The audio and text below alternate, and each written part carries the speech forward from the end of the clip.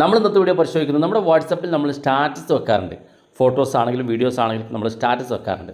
വാട്സപ്പിൻ്റെ സ്റ്റാറ്റസിൽ നമ്മൾ ഫോട്ടോകൾ വെക്കുമ്പോൾ നമ്മൾ പല ആളുകളും അറിയാത്ത കുറച്ച് സെറ്റിങ്സുകൾ ഞാൻ കാണിച്ചു തരാം. തീർച്ചയായിട്ടും നിങ്ങൾക്ക് ഇത് ഉപകാരപ്പെടും. കാരണം നിങ്ങളൊക്കെ സ്റ്റാറ്റസ് വെക്കാറുണ്ടെങ്കിൽ നമ്മളൊക്കെ ജസ്റ്റ് സ്റ്റാറ്റസ് വെക്കും.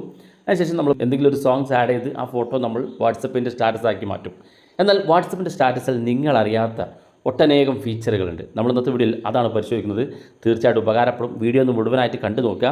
ഇത്രയധികം ഫീച്ചറുകൾ ഇതിനകത്തുള്ളത് നിങ്ങൾ ഈ വീഡിയോ കാണുമ്പോൾ ആയിരിക്കും നിങ്ങൾക്ക് അറിയാൻ സാധിക്കും. അപ്പോൾ അതെങ്ങനെ നോക്കാം. അതിനുവേണ്ടി ഞങ്ങൾ ആദ്യം വാട്സപ്പ് ഓപ്പൺ ചെയ്യുകയാണ്. ഇത് വാട്സപ്പിൻ്റെ സ്റ്റാറ്റസ് ഭാഗത്തേക്ക് വരികയാണ്. സ്റ്റാറ്റസ് ഭാഗത്ത് ആഡ് സ്റ്റാറ്റസ് എന്ന് ഇവിടെ കാണാൻ സാധിക്കും. അതിനകത്ത് നമ്മൾ ക്ലിക്ക് ചെയ്യാണ്. ഇതിനകത്ത് നിന്നൊരു ഫോട്ടോ ഞാൻ ആദ്യം ഇതിലേക്ക് ആഡ് ചെയ്ത് കൊടുക്കുകയാണ്. എന്നിട്ട് ഞാൻ കുറേ അധികം സെറ്റിങ്സുകൾ കാണിച്ചു തരാം. ഇപ്പോൾ ഞാനിവിടെ ഒരു ഫോട്ടോ എടുത്തിരിക്കുന്നത് നിങ്ങൾക്ക് കാണാൻ സാധിക്കും. നമ്മളിപ്പോൾ വാട്സപ്പിൻ്റെ സ്റ്റാറ്റസിനകത്ത് നമുക്ക് എന്തൊക്കെയാണ് ഫീച്ചറുകൾ ഓരോന്ന് നോക്കാം. ഞാനൊരു ഫോട്ടോ ജസ്റ്റ് വാട്സപ്പിൻ്റെ സ്റ്റാറ്റസ് ആക്കാൻ വേണ്ടി ഇതുപോലെ സെറ്റ് ചെയ്തിരിക്കുകയാണ്. ഇവിടെ ഏറ്റവും മുകളിൽ നമുക്കൊക്കെ അറിയുന്ന പോലെ തന്നെയാണ് മുകളിൽ സോങ്സിൻ്റെ ചിഹ്നമുണ്ട്. അത് ക്ലിക്ക് ചെയ്ത് നമുക്ക് പാട്ട് ഈ ഒരു ഫോട്ടോ സ്റ്റാറ്റസ് വെക്കുമ്പോൾ പാട്ട് വെക്കാൻ സാധിക്കും. അത് നമുക്ക് അറിയുന്നതാണ്. ഫോട്ടോയുടെ ഏത് ഭാഗം വേണമെങ്കിൽ ക്രോപ്പ് ചെയ്ത് കളയണമെന്നുണ്ടെങ്കിൽ ഇവിടെ മുകളിലായിട്ട് ക്രോപ്പ് ചെയ്യാനുള്ള ഓപ്ഷൻ ഉണ്ട്. അതും എല്ലാവർക്കും അറിയുന്ന കാര്യമാണ്.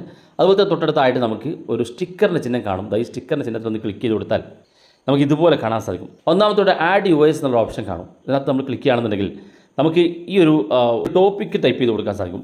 നല്ലൊരു സ്ഥലത്ത് വെച്ച് ഫോട്ടോ എടുക്കുകയാണെങ്കിൽ ആ സ്ഥലത്തിൻ്റെ പേര് നിങ്ങൾക്ക് ഇവിടെ ടൈപ്പ് ചെയ്ത് കൊടുക്കാൻ സാധിക്കും. അല്ലെങ്കിൽ എന്തെങ്കിലും ഒരു ടോപ്പിക്ക് നിങ്ങൾക്ക് ഇതിനകത്ത് ആഡ് ചെയ്ത് കൊടുക്കാൻ സാധിക്കുന്നതാണ്. അതുപോലെ രണ്ടാമത്തെ ഫീച്ചർ നമ്മളിപ്പോൾ ഇവിടെ ഞാനിപ്പോൾ ഈ സംസാരിച്ചുകൊണ്ടിരിക്കുന്ന സമയത്തുള്ള ഏത് സമയമാണ് ആ സമയം ഇവിടെ കാണിക്കും. ഞാനിപ്പോൾ ഇവിടെ ഈ വീഡിയോ ചെയ്തുകൊണ്ടിരിക്കുന്ന ഈ സമയം രാത്രി 2:27 ആ സമയം ഇവിടെ കാണിക്കുന്നുണ്ട്.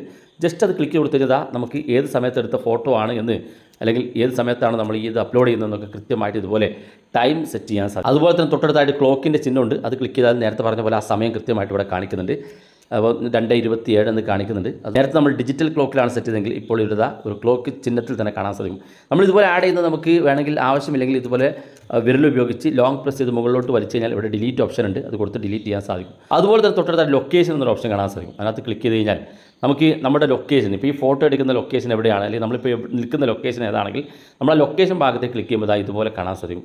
ഇവിടെ മുകളിൽ സെർച്ച് ചെയ്യാനുള്ള ഓപ്ഷൻ ഉണ്ട്. നിങ്ങളുടെ ലൊക്കേഷൻ ഏതാണെങ്കിൽ നമുക്കത് ഇതുപോലെ സെലക്ട് ചെയ്ത് കൊടുക്കാം. അപ്പോൾ ഞാനിവിടെ മുണ്ടക്കുളം എന്ന സ്ഥലത്താണ് എൻ്റെ സ്ഥലം. ഞാനത് അതുപോലെ സെലക്ട് ചെയ്ത് നിങ്ങൾക്ക് സെർച്ച് ചെയ്ത് ആ ലൊക്കേഷൻ ഇവിടെ കൊടുക്കാൻ സാധിക്കും. അപ്പോൾ നിങ്ങൾ ഏതെങ്കിലും പ്ലേസിൽ പോകണം, ഏതെങ്കിലും യാത്ര പോകുന്നിടത്ത് നിങ്ങൾക്ക് നല്ലൊരു ഫുഡ് സ്പേസ്, നിങ്ങൾക്കതൊരു ഹോട്ടൽ കണ്ടെത്തി ആ ഹോട്ടലിനകത്തുള്ള ഒരു ഫുഡിൻ്റെ ഫോട്ടോ നിങ്ങളതിനകത്ത് അല്ലെങ്കിൽ അതിൻ്റെ ബോർഡ് നിങ്ങളതിനകത്ത് ആഡ് ചെയ്ത് കൊടുത്ത് തൊട്ടടുത്ത് നിങ്ങൾക്ക് അതിൻ്റെ ലൊക്കേഷൻ വേണമെങ്കിൽ സെർച്ച് ചെയ്ത് കൊടുത്ത് ഇവിടെ ആഡ് ചെയ്ത് കൊടുത്താൽ അത് ഏത് ലൊക്കേഷനിലാണ് എന്ന് ആരോട് ചോദിക്കേണ്ട ആവശ്യമില്ല. ഇവിടെ തന്നെ നമുക്ക് ആ ലൊക്കേഷൻ നമുക്ക് ഇവിടെ ആഡ് ചെയ്ത് കൊടുക്കാൻ സാധിക്കും. അതുപോലെ തന്നെ തൊട്ടടുത്തായിട്ട് നമുക്ക് ഫോട്ടോ എന്നുള്ള ഓപ്ഷൻ ഉണ്ട്. ഈ ഫോട്ടോ എന്നുള്ള ഭാഗത്ത് ക്ലിക്ക് ചെയ്താൽ നമുക്ക് ഗാലറിയിൽ നിന്ന് നമുക്കൊരു ഫോട്ടോ സെലക്ട് ചെയ്യാൻ ആവശ്യപ്പെടും. ഇപ്പോൾ ഗാലറിയിൽ നമുക്കൊരു ഫോട്ടോ ഇതിലേക്ക് ആഡ് ചെയ്ത് കൊടുക്കാം. ഫോട്ടോ ഭാഗത്ത് ക്ലിക്ക് ചെയ്തപ്പോൾ എനിക്ക് മറ്റൊരു ഫോട്ടോ ഇതിലേക്ക് ആഡ് ചെയ്യാൻ സാധിക്കും.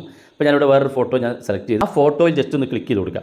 ക്ലിക്ക് ചെയ്യുമ്പോൾ ആ ഫോട്ടോ ഇതുപോലെ സെലക്ട് ആയിട്ട് വരും. അതിനുശേഷം താഴെ കാണുന്ന ഭാഗത്ത് കുറേ ഓപ്ഷൻസുകൾ കാണാം. ഇവിടെ ഏത് ഷേപ്പാണ് വേണമെങ്കിൽ ആ ഷേപ്പ് സെലക്ട് ചെയ്ത് കൊടുക്കുക.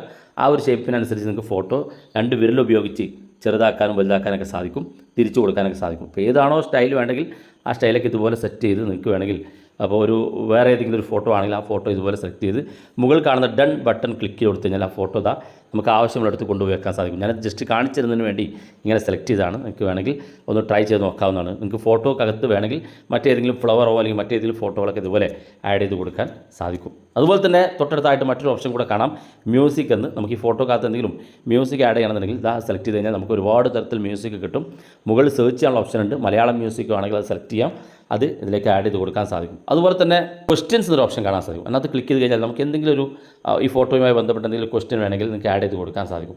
വേണമെങ്കിൽ അവർക്ക് ഈ ലൊക്കേഷൻ നിങ്ങൾക്ക് അറിയാൻ സാധിക്കുമോ, അല്ലെങ്കിൽ ഇയാളെ നിങ്ങൾക്ക് പരിചയമുണ്ടോ എന്നൊക്കെ പറഞ്ഞിട്ട് വേണമെങ്കിൽ ഒരു ക്വസ്റ്റ്യൻ നിങ്ങൾക്ക് ഇതിൽ സെറ്റ് ചെയ്ത് കൊടുക്കാൻ സാധിക്കും. അങ്ങനെ നമ്മൾ ടൈപ്പ് ചെയ്ത് കൊടുത്താൽ ആ ക്വസ്റ്റ്യൻ ഈ ഫോട്ടോയ്ക്ക് അകത്ത് വരുന്നത് കാണാൻ സാധിക്കും. അതുപോലെ തന്നെ തൊട്ടടുത്തായിട്ട് നിങ്ങൾക്ക് റിയാക്ഷൻ എന്നുള്ള ഓപ്ഷൻ കാണാൻ സാധിക്കും. അതിനകത്ത് ക്ലിക്ക് ചെയ്താൽ നിങ്ങൾക്ക് താഴെ ഒരുപാട് റിയാക്ഷൻസ് കിട്ടും. വലിയ ഇമോജി സ്റ്റൈലിൽ റിയാക്ഷൻസ് കിട്ടും. നിങ്ങൾക്ക് ഏത് റിയാക്ഷനാണ് വേണ്ടതെങ്കിൽ അതുപോലെ സെലക്ട് ചെയ്ത് കൊടുക്കാൻ സാധിക്കും. ഡൺ എന്ന ബട്ടൺ ക്ലിക്ക് ചെയ്ത് ആവശ്യമുള്ളിടത്ത് ഈ റിയാക്ഷൻ ഇമോജി നിങ്ങൾക്ക് വെച്ച് കൊടുക്കാൻ സാധിക്കും. അപ്പോൾ ചില ഫോട്ടോക്കകത്തൊക്കെ മറച്ചു വെക്കണമെന്നുണ്ടെങ്കിൽ ഇതുപോലെ നിങ്ങൾക്ക് മറച്ചു വെക്കാനൊക്കെ ഈ ഒരു ഫീച്ചർ ഉപയോഗിക്കാൻ സാധിക്കും. അങ്ങനെ ഒട്ടനേകം ഫീച്ചറുകൾ നമ്മുടെ സ്റ്റാറ്റസിനകത്ത് നിങ്ങൾക്ക് കാണാൻ സാധിക്കും. മുകളിലായിട്ട് നമ്മൾ നേരത്തെ പറഞ്ഞ പോലെ ടെക്സ്റ്റുകൾ ആഡ് ചെയ്യാനും അതുപോലെ തന്നെ ടെക്സ്റ്റുകളുടെ കളർ ചേഞ്ച് ചെയ്യാനൊക്കെ ഉള്ള ഓപ്ഷൻസുകളുണ്ട്. താഴെ സ്റ്റാറ്റസ് എന്നുള്ള ഭാഗത്ത് ഇവിടെ കാണുന്ന സ്റ്റാറ്റസ് ഭാഗത്ത് ക്ലിക്ക് ചെയ്താൽ നിങ്ങൾക്ക് എത്ര പേര് നിങ്ങളുടെ സ്റ്റാറ്റസ് കാണണം, അല്ലെങ്കിൽ ഏതൊക്കെ ആളുകൾ നിങ്ങൾക്ക് സ്റ്റാറ്റസ് മറച്ചു വെക്കുക എന്നുള്ളത് മൈ കോൺടാക്റ്റ് അക്സെപ്റ്റ് എന്നുള്ളത് ക്ലിക്ക് ചെയ്താൽ നിങ്ങളുടെ കോൺടാക്റ്റ് ലിസ്റ്റ് വരും. ഇതിൽ നിന്ന് ആരൊക്കെയാണ് നിങ്ങളുടെ സ്റ്റാറ്റസ് കാണാതിരിക്കേണ്ടതെങ്കിൽ അയാളുടെ സ്റ്റാറ്റസ് ഇതുപോലെ സെലക്ട് ചെയ്ത് കൊടുത്ത് താഴെ ടിക്ക് മാർക്ക് കൊടുത്താൽ ഈ സെലക്ട് ചെയ്ത വ്യക്തികളൊന്നും നിങ്ങളുടെ സ്റ്റാറ്റസ് കാണുകയുമില്ല. അങ്ങനെ നിങ്ങൾക്ക് സെറ്റ് ചെയ്ത് കൊടുക്കാനൊക്കെ സാധിക്കുന്നതാണ്. അപ്പം വാട്സപ്പിൻ്റെ സ്റ്റാറ്റസിൽ നമുക്ക് ഒരുപാട് ഫീച്ചറുകൾ ഇതുപോലെ കാണാൻ സാധിക്കും. ഇനിയും ഒട്ടനേകം ഫീച്ചറുകളുണ്ട്. ഇതെല്ലാം കൂടെ പരിചയപ്പെടുത്തുമ്പോൾ നമ്മുടെ വീഡിയോ ലെങ്ത്ത് കൂടുന്നതുകൊണ്ട് വീഡിയോ അവസാനിപ്പിക്കുകയാണ്. വീഡിയോ ഇഷ്ടപ്പെട്ടെങ്കിൽ നിങ്ങളുടെ സുഹൃത്തുക്കൾക്ക് മറക്കാതെ ഷെയർ ചെയ്ത് കൊടുക്കുക. ഇതുപോലുള്ള വ്യത്യസ്തമായ അറിവുകളുമായി നമുക്ക് അടുത്ത വീഡിയോയിൽ കാണാം.